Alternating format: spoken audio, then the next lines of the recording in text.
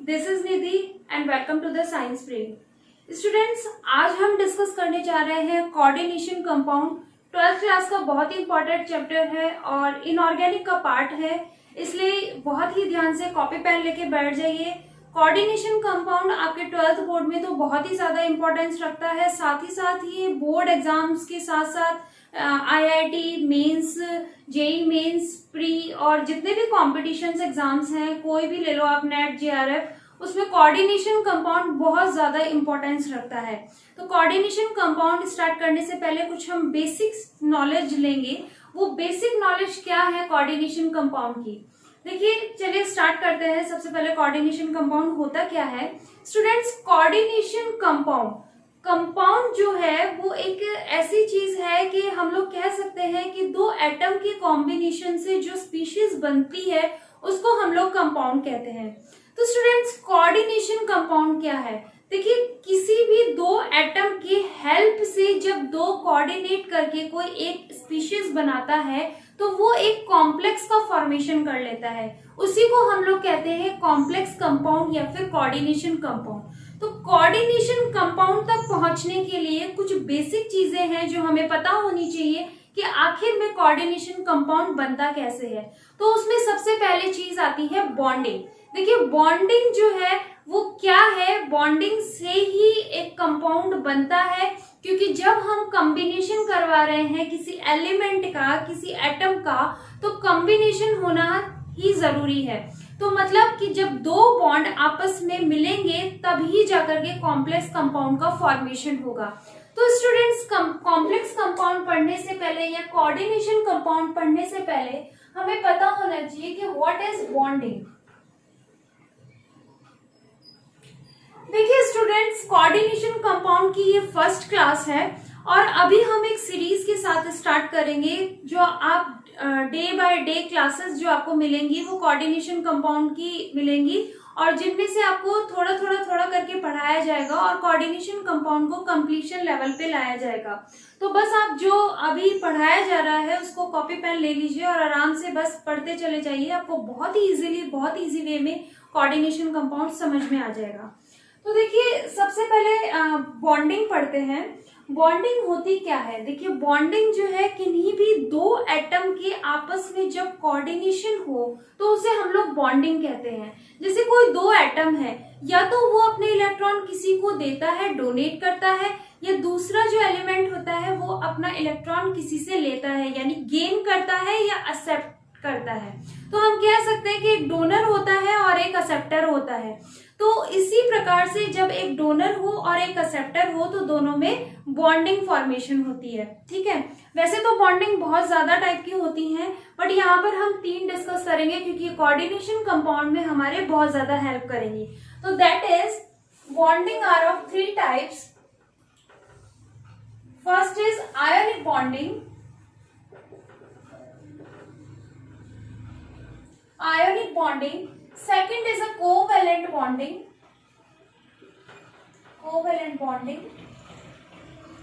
and जो third होती है आपकी वो होती है कोऑर्डिनेशन बॉन्डिंग।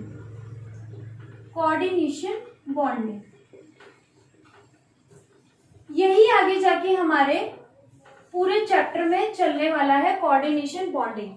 इन दोनों से पढ़ने से पहले हम लोग पहले स्टार्ट करते हैं, एक ब्रीफ इंट्रोडक्शन है आयोनिक बॉन्डिंग का। वैसे तो बहुत बड़ा चैप्टर है, बहुत लेंथी चैप्टर है, जो कि आपकी 11th क्लास में केमिकल बॉन्डिंग है। अगर आप मुझसे पढ़ना चाहते हैं तो प्लीज कमेंट बॉक्स में जरूर डालिए, मैं आपको केमिकल बॉन्डिंग भी करा दूंगी। देखिए, आयोनिक बॉन्डिंग जो है वो क्या होती है स्टूडेंट्स? आयोनिक बॉन्डिंग को हम लोग इलेक्ट्रोवैलेंट बॉन्ड भी बोलते हैं, इलेक्ट्रोवैलेंट बॉन्ड। अब ये इलेक्ट्रोवैलेंट बॉन्ड है क्या? इट मींस जब ट्रांसफर ऑफ इलेक्ट्रॉन्स, यानी एक जो एटम है वो इलेक्ट्रॉन को डोनेट करता है और एक एक्सेप्ट करता है, तो उसको हम लोग बोलते हैं electrovalent bond. Okay, for example अगर हम लेते हैं NaCl, तो NaCl जो है वो कॉमन सॉल्ट होता है जो कि Na पॉजिटिव और Cl नेगेटिव में डिसोसिएट होता है। ओके, तो हम लोग एक एग्जांपल ले लेते हैं। एक एग्जांपल ये हो गया, दूसरा एग्जांपल ले लेते हैं CaCl2। ओके, CaCl2 को हम लोग एक्सप्लेन करके देखते हैं कि इनमें आयनिक बॉन्डिंग कैसे होती है। तो देखिए सबसे पहले Ca जो होता है उसका एटॉमिक नंबर होता है 20 इसका एटॉमिक नंबर है। तो जब हम इसकी इलेक्ट्रॉनिक कॉन्फ़िगरेशन करेंगे तो इलेक्ट्रॉनिक कॉन्फ़िगरेशन करने के लिए हमें 2, 8, 8 एंड 2, ये इसकी K शेल, ये L शेल, ये M और ये N शेल, ठीक है। तो लास्ट शेल में जो है वो कितने इलेक्ट्रॉन्स है? 2 इलेक्ट्रॉन्स है। तो ये इसकी हो गई वैलेंस इलेक्ट्रॉन, या फिर हम लोग कह सकते हैं वैलेंसी। ओके स्टूडेंट्स, तो ये इसकी वैलेंसी हो गई या फिर इसका वैलेंस इलेक्ट्रॉन हो गया। तो 2 इलेक्ट्रॉन, यानी हम जो भी कोई भी कंपाउंड बनाते हैं, मॉलिक्यूल जो भी कंपाउंड बना रहे हैं, वो जो एटम्स हैं वो अपने इलेक्ट्रॉन तभी डोनेट करेंगे या तभी एक्सेप्ट करेंगे जबकि उनका ऑक्टेट कंप्लीट होगा।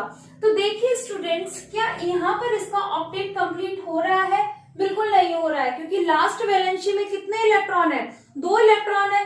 तो इसको अपना ऑक्टेट कंप्लीट करने के लिए या तो 6 इलेक्ट्रॉन चाहिए या फिर ये अपने 2 इलेक्ट्रॉन जो है वो किसी को डोनेट कर दे।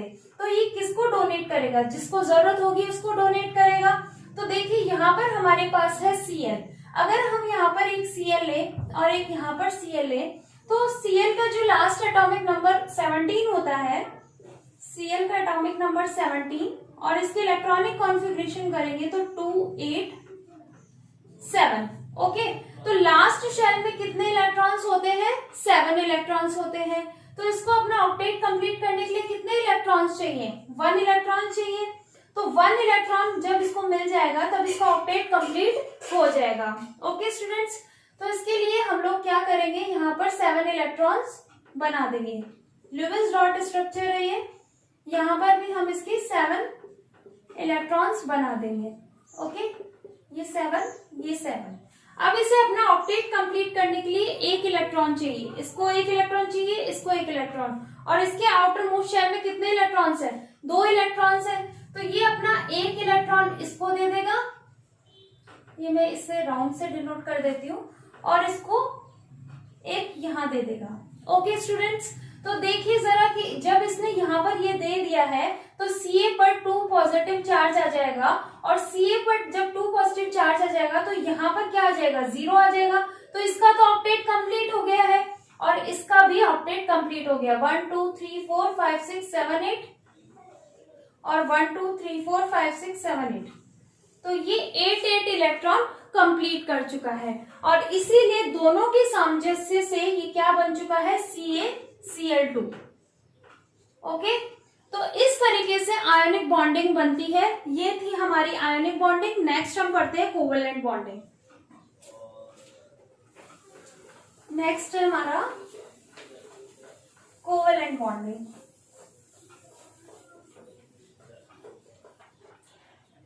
देखिए, जिस तरीके से आयोनिक बॉन्डिंग में ट्रांसफर ऑफ इलेक्ट्रॉन, यानी एक डोनर होता है और एक एक्सेप्टर होता है, तो इसी तरीके से कोवेलेंट बॉन्डिंग में इलेक्ट्रॉन्स की शेयरिंग होती है। तो हम कह सकते हैं covalent bonding is formed by the sharing of electrons.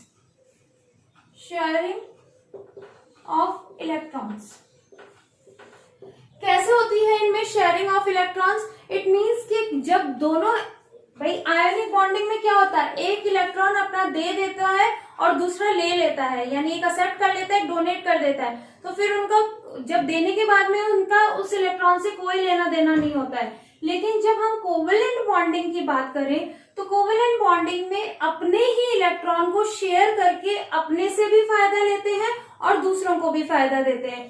कैसे? देखिए, फॉर एग्जाम्पल जैसे कि Cl2 इसका एग्जाम्पल लेते हैं।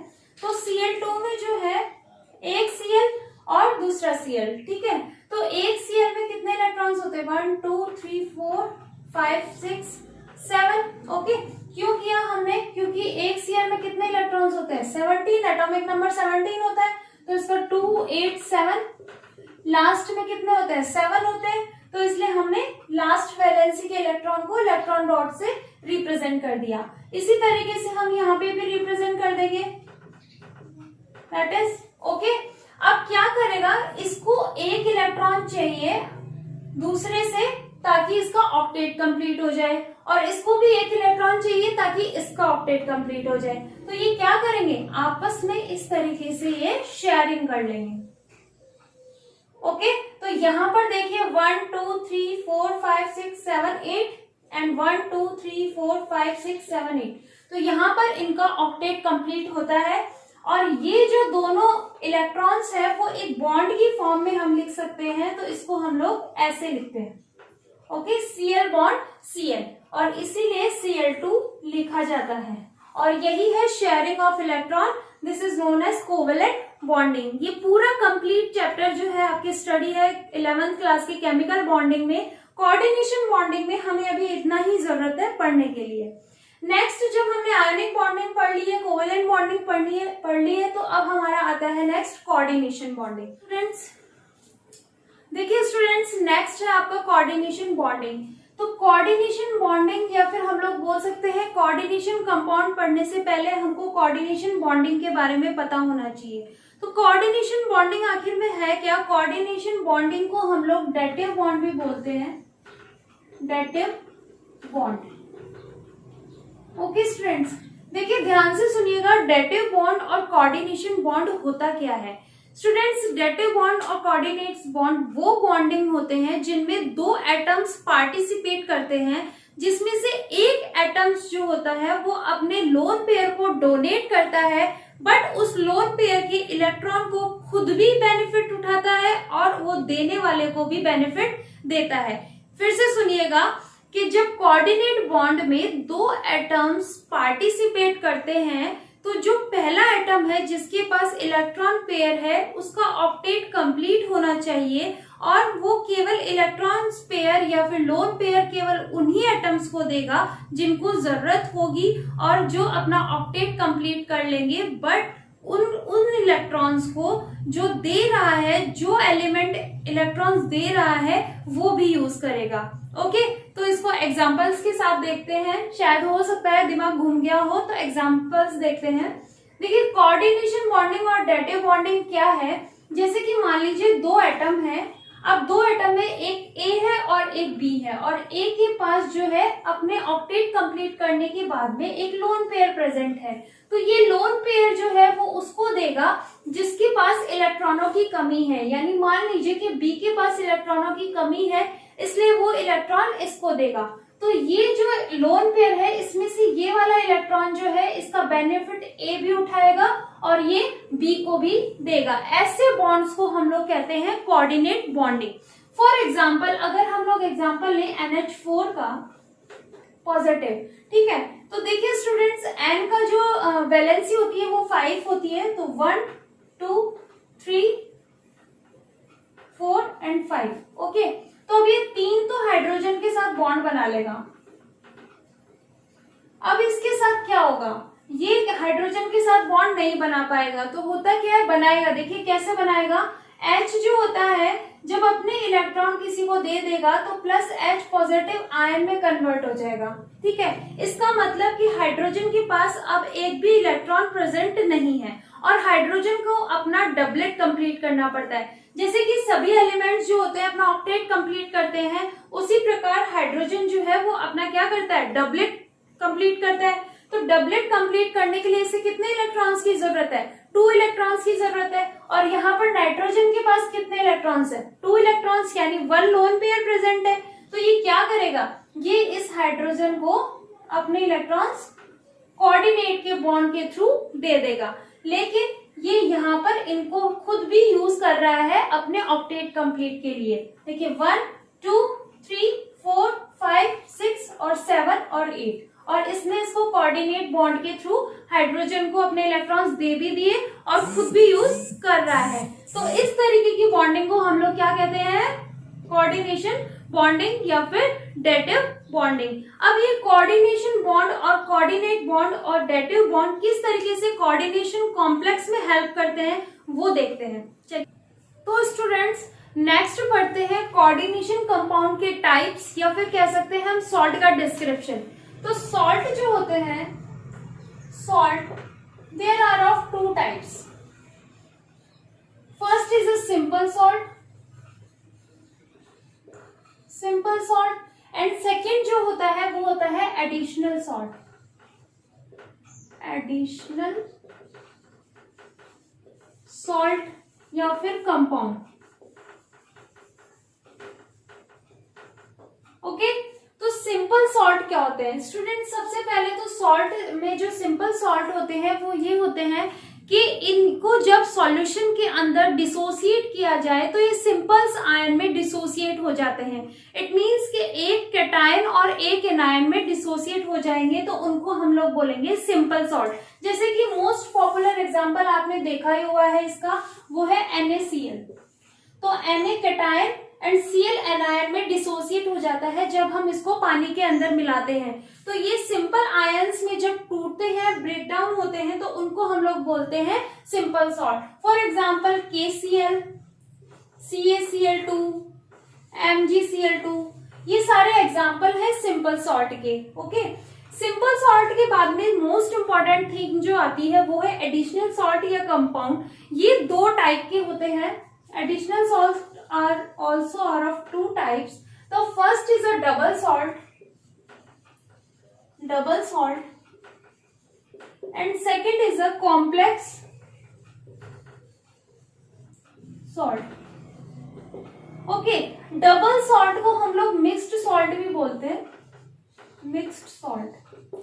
देखिए स्टूडेंट्स, डबल सॉल्ट क्या होता है? डबल सॉल्ट वो सॉल्ट होता है जब हम इनको, ये सिंपल सॉल्ट यानी दो या दो से ज्यादा सिंपल सॉल्ट से मिलके बनते हैं और इनको जब हम सॉल्यूशन के अंदर डिसॉल्व करते हैं तो ये कई तरह के आयंस में टूटते हैं, डिसोसिएट होते हैं, तो उनको हम लोग डबल सॉल्ट या मिक्स्ड सॉल्ट बोलते हैं। और ये हमेशा सिंपल सॉल्ट के कॉम्बिनेशन से ही बनते हैं। ठीक है, ये स्टूडेंट्स अगर डबल सॉल्ट का एग्जांपल हम ले तो डबल सॉल्ट में सबसे पहले एग्जांपल आता है पोटाश एलम का। पोटाश एलम जो है वो है K2SO4 प्लस Al2SO4 का होल थ्राइस प्लस 24H2, और जब हम इसको बनाते हैं तो that is the K2SO4 dot Al2SO4 का होल थ्राइस डॉट 24H2।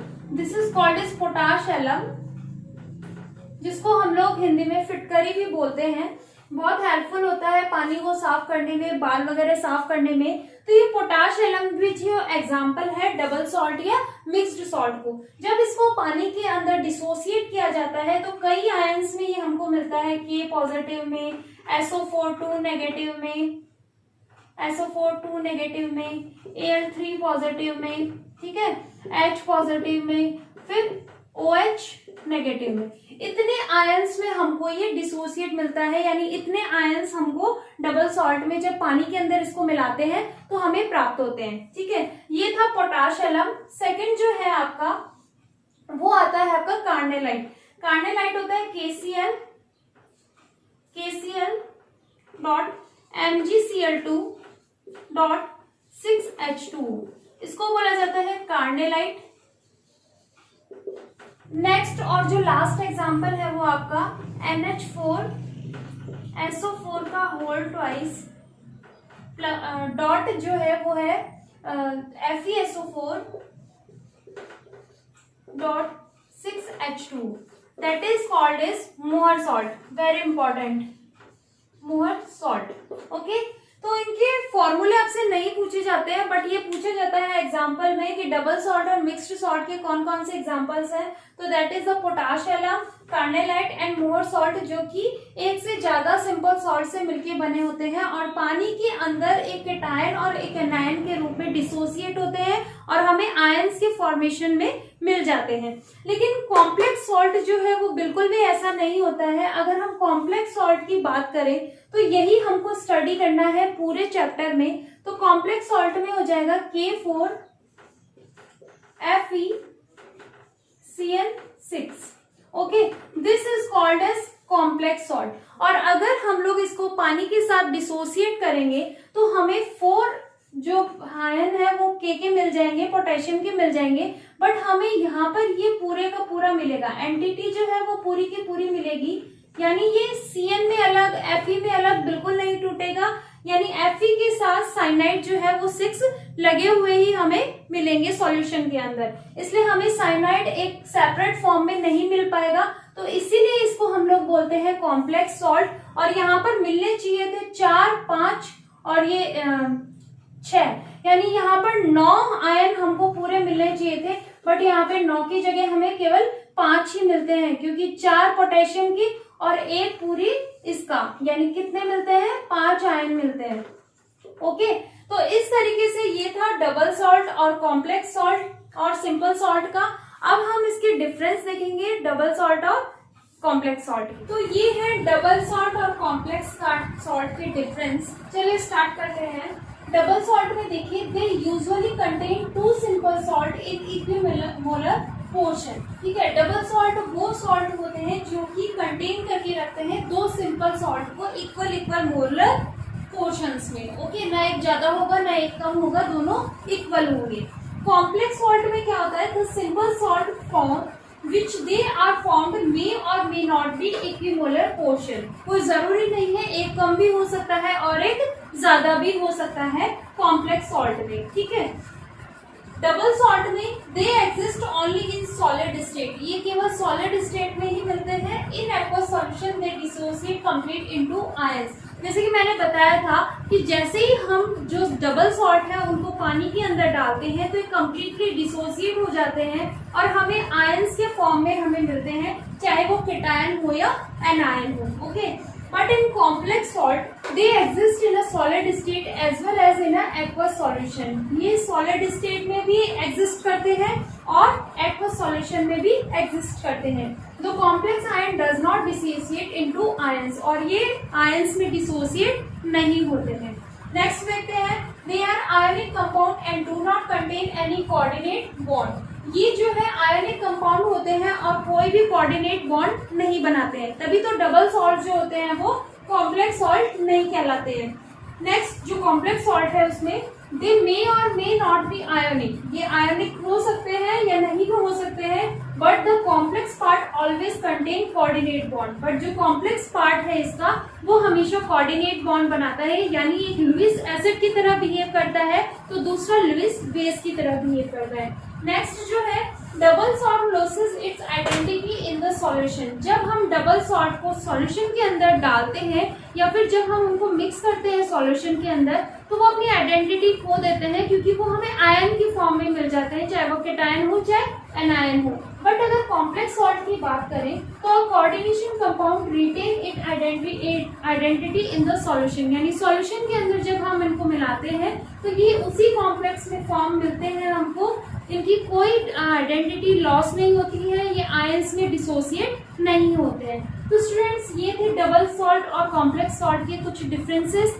इसके बाद में आपके कॉम्प्लेक्स सॉल्ट हम लोग पूरी कंप्लीटली स्टडी करेंगे, उनके लिगेंड्स के बारे में, सेंट्रल मेटल एटम के बारे में, उसकी आइडेंटिटी के बारे में। तो बने रहिए इस चैनल पर और subscribe my channel and like my channel. एक काम आप जरूर करिए, आप वो नहीं करते हैं, आप जब सब्सक्राइब करते हैं तो उसके बगल में जो बेल आइकन आता है तो उसको हिट करना बिल्कुल ना भूलें, क्योंकि तभी आपको नोटिफिकेशंस मिलेंगे। अभी हम पूरा कंप्लीट कोऑर्डिनेशन कंपाउंड करने वाले हैं, तो ताकि आपको बहुत अच्छे से नोटिफिकेशन मिल जाए और आपका ये चैप्टर लॉकडाउन प्रोसेस में ही खत्म हो जाए, तो इसलिए बने रहिए चैनल पर।